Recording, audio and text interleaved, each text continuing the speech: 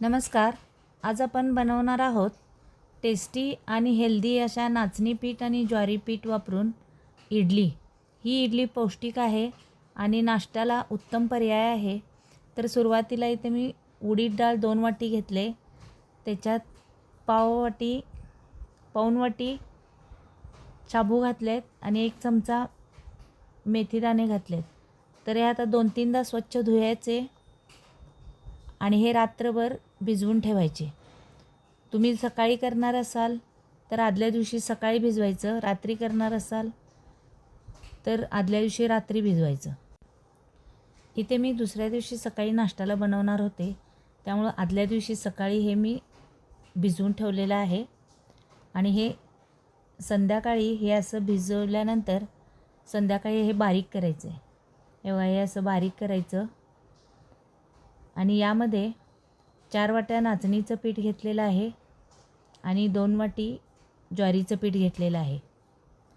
तर हे या उडीद डाळ आपण बारीक केलेले आहे त्यामध्ये घालून चांगलं मिक्स करायचं आहे. असं त्याच्या गाठी राहायला नाही पाहिजेत. हे चांगलं मिक्स करायचं आणि हे असंच रात्रभर उबदार ठिकाणी ठेवायचं. रात्रभर उबदार ठिकाणी ठेवलं की बघा हे असं एकदम छान फुलून येते. बघा किती छान फुललेलं आहे पीठ. एकदम छान फर्मेंट झालं आहे. आता यामध्ये चवीनुसार मीठ घालायचं आहे.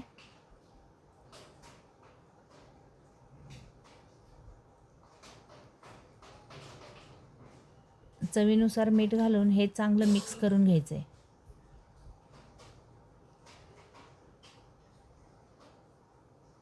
हे चांगलं मिक्स करून घ्यायचं.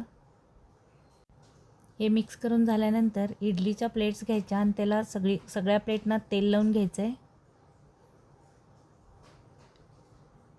असं तेल लावून घ्यायचं आणि हे प्लेटमध्ये आपण ते पीठ इडल्या उकडायला आता लावायचं आहे.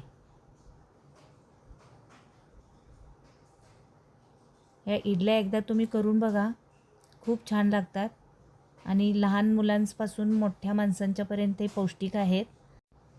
इकडे दुसऱ्या गॅसवर मी पाणी उकळण्यास ठेवलेलं आहे. इथे आता पाणी उकळलेलं आहे. आता आपण याच्यामध्ये इडल्या उकडायला लावूया. इथे आता मी एक तुम्हाला ट्रिक सांगते. ही जी छिद्रे आहेत ना, ही छिद्रे आहेत त्याच्यावर दुसरी प्लेट ठेवताना इडलीचा भाग त्याच्यावर येईल, त्या छिद्रावर असं ठेवायचं. त्यामुळे इडल्या चांगल्या उकळतात, हे वाफवतात आपल्या. आणि याला एक 10 मिनटं झाकून ठेवायचं. आता हे 10 मिनटं झालेले आहेत. इडल्या बघू आपण कशा झाल्यात. वा, इडल्या बघा किती छान वाफरल्या आहेत. आता इडल्या आपण काढून ह्या गार करून घेऊया. इडल्या आपण काढलेल्या आहेत. इथं दुसरी ट्रिक सांगते मी. जर तुम्हाला गडबड असेल, घाई गडबड असेल आणि इडल्या लगेच काढायच्या असतील तर मागल्या व्हिडिओमध्ये पण मी हे सांगितलेले आहे. तर हे पाठीमागं तुम्ही गार पाणी ओतायचं, म्हणजे इडल्या आपल्याला लवकर काढता येतात. तर इडल्या आता गार झालेल्या आहेत. आपण इडल्या काढून बघूया. हे बघा किती छान इडल्या स्पॉन्जी झालेल्या आहेत. खूप छान इडल्या होतात आणि चवीला सुद्धा चांगल्या लागतात.